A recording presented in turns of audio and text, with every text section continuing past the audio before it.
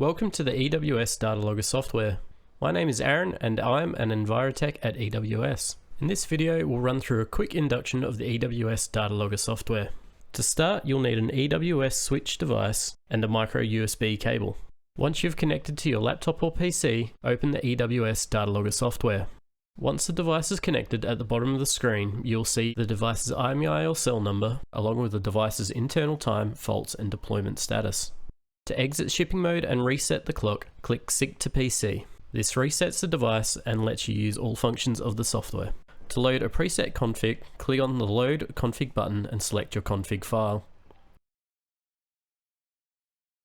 On the channel config page, you can see all active channels, change channel types, change the channel name, change the logging start time, change the logging interval, and sample or force readings. You can also force all the active channels using the Force All Channels button at the bottom. Force readings will only show on the data log page. Here you can see all events recorded on the data switch logger.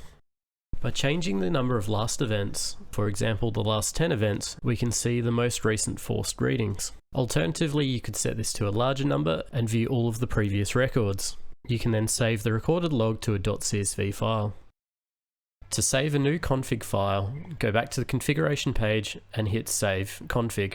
To view a device's transmission settings, go to the Telemetry Config tab. Here you can change the start and interval times. To force the device to send a transmission, go to the Telemetry page and click Force Transmission. Changing these settings can change your data usage and may incur overage fees, so ensure to check with your data provider for plans and usage amounts. I hope you enjoyed this brief overview of the E.W.S. Data Logger software.